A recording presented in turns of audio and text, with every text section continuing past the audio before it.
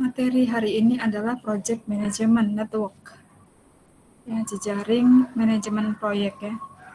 Kita akan membuat diagram jaringnya. Lalu ada CPM and PERT di sini. Keduanya sama-sama alat yang kita gunakan untuk menyelesaikan masalah manajemen proyek ini. Apa yang membedakan CPM and PERT? Lalu apa itu CPM and PERT? Di sini sudah ada definisinya. Jadi intinya keduanya itu kita gunakan untuk menemukan jalur kritis dan waktu kritis. Muncul istilah jalur kritis dan waktu kritis. Apa itu jalur kritis dan waktu kritis? Jadi jalur itu jalur yang menghasilkan waktu terlama, tapi kemudian itulah menjadi waktu tercepat yang bisa kita janjikan kepada klien dalam penyelesaian proyek. Sedangkan waktu kritis itu adalah waktu minimal ya, waktu yang bisa menjadi patokan kita untuk menentukan berapa lama waktunya. CPM di sini adalah suatu model ilmu manajemen untuk perencanaan dan pengendalian biaya suatu proyek. PERT itu model manajemen size untuk perencanaan dan pengendalian sebuah proyek. Jadi sama-sama untuk perencanaan dan pengendalian proyek gitu ya. Bedanya apa? Bedanya kalau PERT adalah yang waktunya diketahui secara probabilistik, jadi masih berupa kemungkinan gitu ya. Yang akan datang membuat pondasi, misalnya kita proyeknya adalah buat gedung gitu ya. Pertama-tama dari kegiatan itu adalah kita membuat pondasi. Berapa lama waktu membuat pondasi? Nah, ini ditentukan dengan probabilistik. Jadi berupa kemungkinan. Kalau tidak hujan bisa 5 hari. Tapi kalau hujan bisa sampai 10 hari gitu ya. Kalau cuacanya sama seperti hari ini bisa kira-kira 6 hari gitu ya. Nah, itu perkiraan waktu berdasarkan situasi atau kondisi tertentu yang akan terjadi gitu. Yang kita perkirakan akan terjadi. Jadi PERT waktunya diketahui dengan probabilistik ya. Tidak pasti gitu ya, tidak pasti berupa kemungkinan-kemungkinan. Sedangkan CPM atau Critical Path Method itu waktunya diketahui dengan pasti. Deterministik itu berarti diketahui dengan pasti. Nanti kita lihat soal yang bagaimana yang probabilistik yang bisa dikatakan PERT dan soal yang bagaimana yang bisa dikatakan CPM, deterministik. Sebelum ke sana, sebelum ke soal-soal PERT dan CPM, kita perlu mengenal elemen proses proyek, perencanaan proyek. Juga kita perlu mengetahui bagaimana cara membuat diagram jaring. Diagram jaring ini penting karena kita akan menentukan waktu kritis dan jalur kritis itu dengan menggunakan diagram jaring. Nah, ini ada 1, 2, 3, 4, 5, 6, 7. Ada 7 elemen proses perencanaan proyek, dimulai dari definisi tujuan proyek. Apa tujuan proyek? Lalu identifikasi aktivitas proyek. Apa saja aktivitas-aktivitas yang akan kita lakukan untuk menyelesaikan satu proyek ini gitu ya. Misalnya bangun gedung tadi dimulai dari fondasi atau bisa jadi dimulai dari mencari SDM-nya, lalu mencari bahan bakunya, lalu mulai membangun fondasi, membangun tembok, atap, dan seterusnya. Itu identifikasi aktivitas proyek. Jadi apa saja sub-sub kegiatan yang kita harus lakukan. Lalu menentukan, yang ketiga menentukan hubungan yang mendahului. Maksudnya begini, mana dulu yang harus dikerjakan? Atau kegiatan-kegiatan apa saja yang sudah kita buka di langkah kedua ini, elemen yang kedua ini, kegiatan-kegiatan apa saja yang harus dilakukan terlebih dahulu, tidak bisa dilakukan kemudian gitu ya. Apa? Jadi kita harus menentukan kegiatan yang mendahului dan kegiatan yang sesudahnya yang mana. Lalu menentukan estimasi waktu proyek, waktu setiap aktivitas tersebut. Oke, lalu kemudian menentukan waktu penyelesaian proyek. Kemudian membandingkan tujuan di awal tadi dengan jadwal proyek. Dan terakhir menentukan sumber daya untuk mencapai tujuan proyek. Ini elemennya. Kemudian kita juga perlu belajar mengenai membuat diagram jaring atau menggambar jaringan atau network. Ada dua metode untuk menggambarnya, yaitu metode AOA atau Activity on a Row. Artinya gini, aktivitas yang kita buka di elemen kedua tadi, apa saja aktivitas itu kita akan tuliskan atau kita akan gambarkan di sini, di row, di panah gitu ya, sesuai dengan judul metodenya, aktivitas on a row, aktivitas pada panah gitu ya. Jadi aktivitasnya dituliskan di panah, maka itu bentuk AOA. Kalau metode AON, aktivitasnya dituliskan di note atau di bulatan ini. Aktivitasnya dituliskan di note, jadi bukan di panah gitu ya. Ini dua bentuk. Oke, lalu keduanya bisa kita lakukan, tapi biasanya yang lebih mudah itu yang aktivitinya on note gitu ya. On note. Sering kita jumpai kalau aktivitinya on a row, itu sering kita jumpai ada dummy row. Kalau aktivitasnya dituliskan di panah, itu seringkali kita jumpai ada aktivitas dummy. Dummy itu aktivitas yang semu. Sebenarnya tidak ada, tapi kita adakan gitu ya, supaya tidak kelihatan membingungkan garisnya. Nah, ini contoh perlunya dummy pada diagram jaring seperti ini. Pada saat kapan gitu ya dummy itu diperlukan? Di sini ada aturan, setiap kegiatan hanya boleh diwakili oleh satu anak panah dalam diagram jaring. Kecuali satu kegiatan dipecah menjadi kegiatan yang lebih kecil. Yang kedua, tidak boleh ada dua kegiatan diwakili oleh pangkal dan ujung anak panah yang sama. Jadi intinya, di sini ada dua kegiatan, A dan B. Tapi coba perhatikan, dua kegiatan A dan B ini memiliki pangkal dan ujung, ya, pangkal dan ujung yang sama. Jadi pangkalnya di sini A dan B, pangkalnya di satu dan ujungnya dua. Di aturannya tidak boleh gitu ya. Tidak boleh ada dua kegiatan yang pangkal dan ujung anak panahnya sama. Nah, inilah yang memerlukan dummy. Dummy bisa dibuat ditambahkan di sini, dummy bisa ditambahkan di sini, ini kegiatan A dan B-nya di sini. Atau dummy-nya bisa ditambahkan di sini. Atau dummy-nya bisa ditambahkan di sini. Atau dummy-nya juga bisa ditambahkan di sini. Nah, ini boleh bebas, boleh memilih yang mana saja. Intinya diperlukan dummy untuk kondisi yang seperti ini. Seperti ini itu artinya dua kegiatan yang memiliki pangkal dan ujung yang sama. Itu lalu alasan penggunaan kegiatan boneka atau dummy activity adalah untuk menghindarkan keraguan-raguan dalam indikasi. Ya. Baik, sekarang setelah kita mengetahui ada kemungkinan dummy pada metode OA gitu ya, activity on a row, maka kemudian Anda kalau mau menghindari dummy, Anda boleh pilih saja AON gitu ya, activity on note gitu. Nanti saya akan berikan contoh di bawah ini mengenai menggambar dengan AOA dan AON.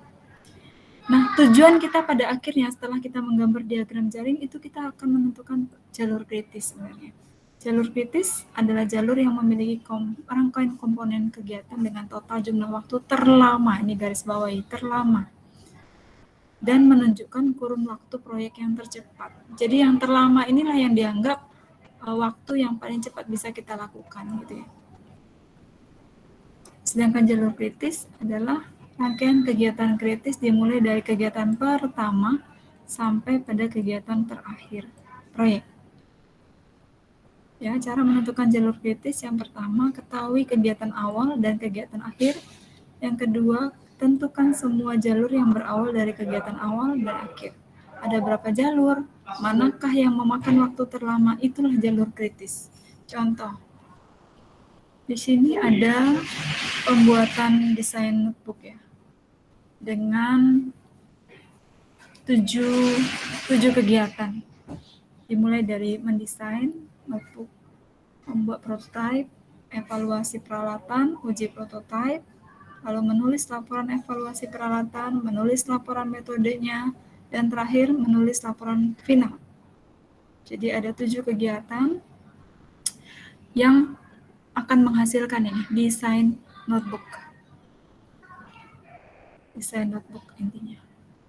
Nah, waktu kegiatannya diketahui seperti ini. Jadi mendesain notebook sendiri perlu 21 minggu gitu ya. Dan seterusnya. Ini adalah informasi waktu untuk masing-masing kegiatan. Dan ini informasi kegiatan yang mendahului tadi. Mana kegiatan yang mendahului. Jadi penjelasannya begini. Untuk kegiatan yang mendahului. Di sini ada tulisan A ya. Untuk kegiatan apa? Kegiatan B dan C. Artinya B dan C bisa dilakukan setelah A selesai. Setelah A selesai, karena B dan C ini merupakan kegiatan yang pendahulunya adalah kegiatan A. Contoh lain, di sini ada kegiatan yang mendahului E dan F. Artinya, kegiatan G atau menulis laporan final baru bisa dilakukan setelah kegiatan E dan F selesai. Setelah kegiatan membuat laporan evaluasi dan laporan metode selesai. Nah, sekarang bagaimana cara menggambar diagram jaring kerja di sini? Mari kita lihat. Ini untuk metode AON-nya. Jadi A itu merupakan awalan kegiatan ya. Jadi tidak ada kegiatan yang mendahului, maka A kita bisa tuliskan duluan. Ini aktivitasnya kita tuliskan di dalam note karena AON-nya metodenya AON. Di sini A. Lalu di sini A ini merupakan kegiatan pendahulu dari B dan C, maka kita buat panah ke B dan C. Lalu kita lihat yang D. D ini baru bisa dilakukan setelah B, maka kita lihat setelah B kita buat panah ke D. Lalu kita lihat yang E. E ini kegiatan pendahulunya adalah C dan D, maka kita tarik panah dari C dan dari D untuk membentuk kegiatan E. Demikian juga F, ternyata kegiatan pendahulunya adalah C dan D. Maka F itu ada panah dari C maupun dari D. Dan yang terakhir G baru bisa dilakukan setelah E dan F, maka ada panah dari E dan ada panah dari F, sehingga baru bisa dilakukan G jika E dan F selesai. Ini AON, ya AON. Jadi urut-urutan logikanya kira-kira seperti itu. Kita mempertimbangkan kegiatan yang mendahului untuk setiap aktivitas yang akan kita letakkan di dalam diagram jaring. Nah, sedangkan AOA bentuknya seperti ini, dengan cerita yang sama, tetapi menuliskannya berbeda ya. Menuliskannya aktivitasnya di a row, karena activity on a row, metode AOA. Nah, perhatikan baik-baik untuk kegiatan E dan F, itu memiliki ujung dan pangkal yang sama. E dan F, ujung dan pangkal yang sama. Kenapa? Ini pangkalnya ini. C dan D itu merupakan pangkal dari E dan F, ya. E dan F sama-sama berawalan dari C dan D. Sedangkan berakhirnya di mana? Berakhirnya sama-sama di G. Jadi ujungnya E dan F, kegiatan E dan F itu berakhirnya di G. Maka E dan F ini perlu bantuan dummy. Di sini nih, kegiatan E dan kegiatan F, supaya tidak terindikasi ambigu, kebingungan, maka perlu ditambahkan dummy. Ini adalah dummy, digambarkan dengan garis panah yang putus-putus, itulah dummy. Ini kira-kira boleh dilihat sebentar, dan yang mana yang menurut kalian yang paling mudah, apakah AOA atau AON? Silakan digunakan salah satunya. Lalu, untuk menentukan jalur kritis sekarang. Ya, ditanya jalur kritis dan waktu kritis. Untuk mencari jalur kritis, kita harus menentukan ada berapa jalur sih yang berawalan dari kegiatan pertama sampai berakhiran di kegiatan terakhir ini. Kita lihat dari A ke B, ke D, ke F, ke G. Berarti kita sudah berjalan dari kegiatan awal sampai kegiatan akhir. Jadi ini adalah jalur yang pertama.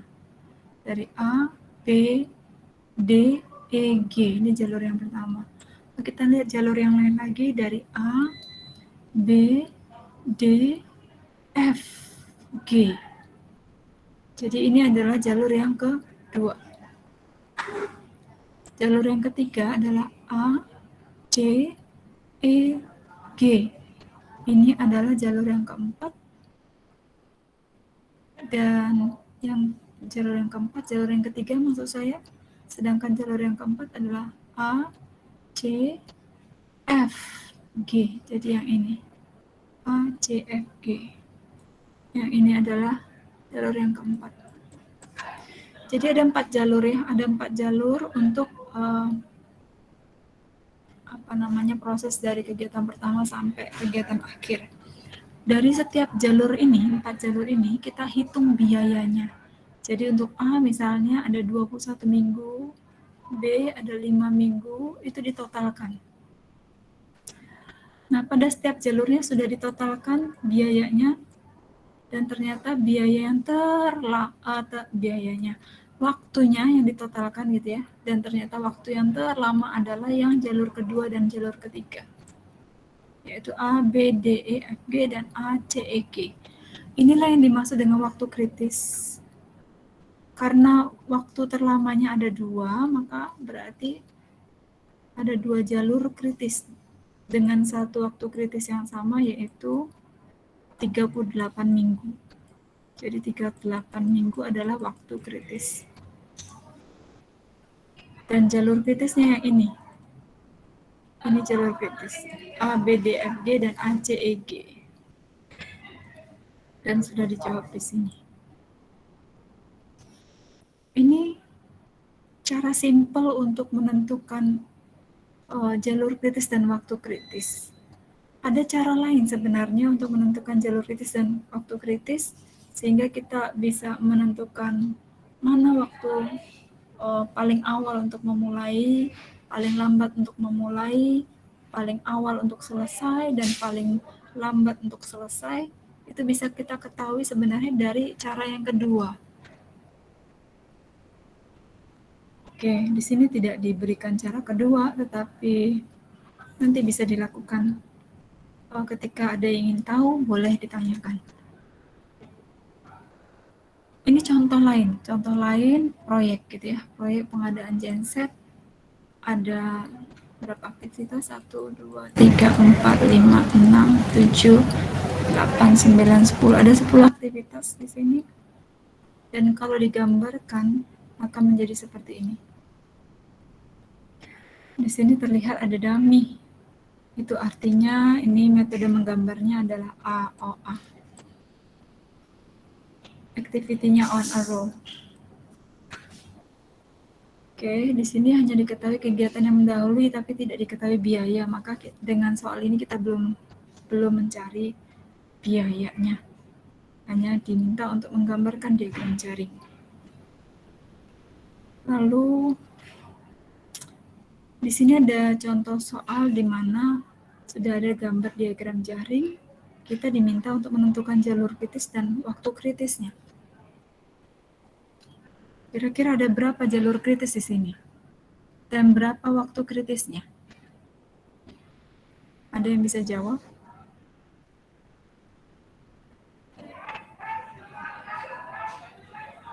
Jalur kritis ada 4, Bu.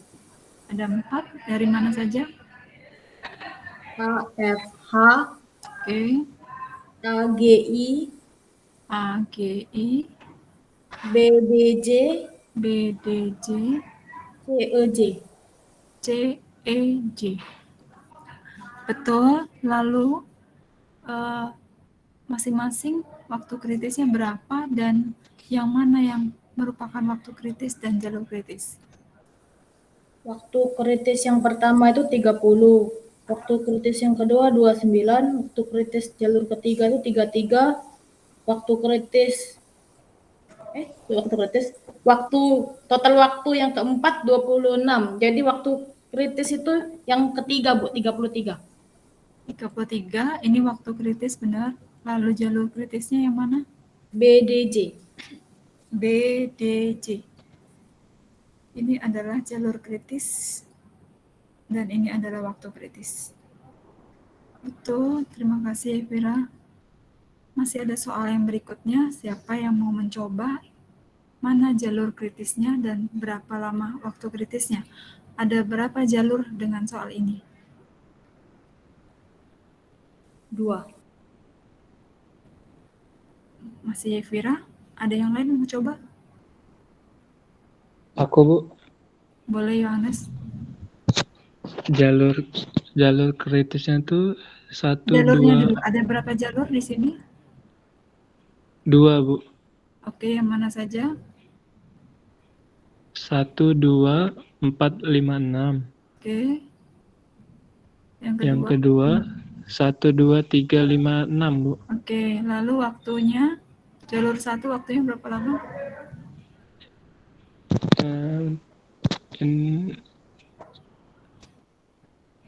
16, Bu. 16, yang kedua Jadi 12, Bu. 11. 11. Ya, 2. 9, 12 ya. Iya, Bu, 12. Lalu sekarang jalur kritisnya yang mana, waktu kritisnya yang mana?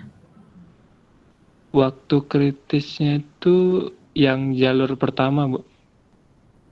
Itu jalur kritis ya, waktu kritisnya berapa? Waktu kritis 12. Benar, waktu kritisnya 12? 16, Bu. Iya, dibaca lagi ya, waktu kritis adalah waktu terlama ya. Jadi ini waktu kritisnya Yohanes, sehingga jalur kritisnya yang mana Yohanes? Jalur kritisnya yang 12. 6.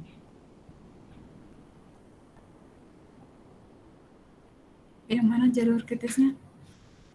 Yang A, Bu. Yang A yaitu? 1, 2, 4, 5, 6. Iya, yang ini ya.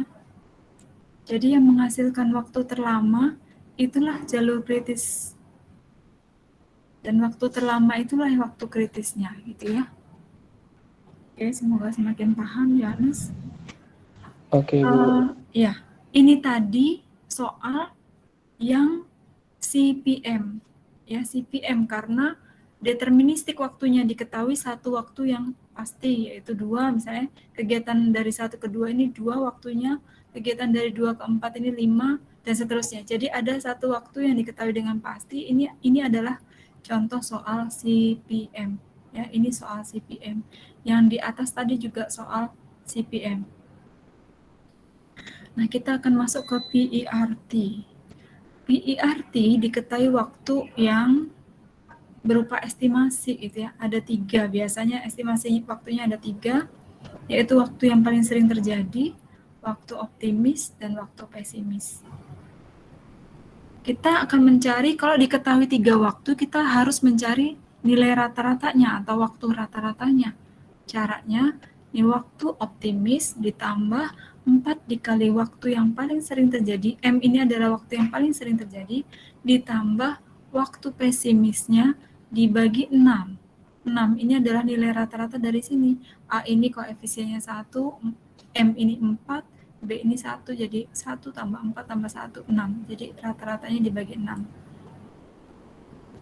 Jadi ingat ketika soal itu diketahui ada 3 waktu yang berbeda seperti ini, misalnya ada waktu optimis paling sering terjadi dengan waktu pesimis, maka 3 waktu ini harus dirata-ratakan terlebih dahulu dengan rumus ini ya, supaya kita bisa menghitung waktu kritisnya dan jalur kritisnya. Jadi kalau sudah ada waktu rata-rata, dari sinilah kita akan menentukan waktu kritisnya dan jalur kritisnya.